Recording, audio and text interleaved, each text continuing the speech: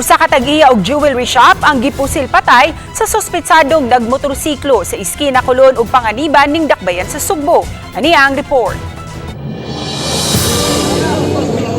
Patay diha dayon ang 58 anyos nga nailang si Joseph Canonigo mulupyo sa SIP Padilla, Barangay Mambaling, Dakbayan sa Sugbo.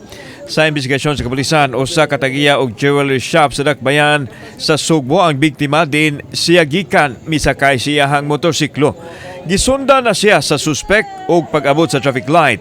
Gipusil siya sa iyang ulo.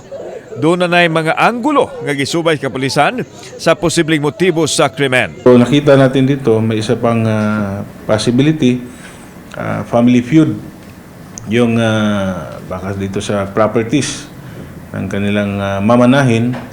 So isa sa tinitingnan natin na na anggulo na posible.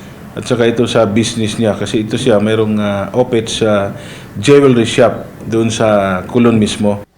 Samtang ipinayag ni Police Colonel Erineo Dalugdog ang Cebu City Police Office Director nga dili na aktibo isip asset sa NBI 7 ang biktima base usab sa gihimo nilang koordinasyon sa ahensya.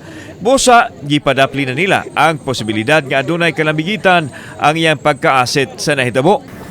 Less naman ang possibility na posible ang motive ng killing is dahil sa pagiging agent niya.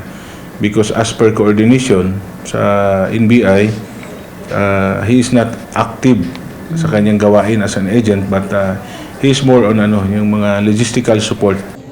Giisip sa CCPO nga isolated ang nahitabong krimen ug wa kini makatandog sa kaabsay ug kalinaw sa Dakbayan sa Sugbo.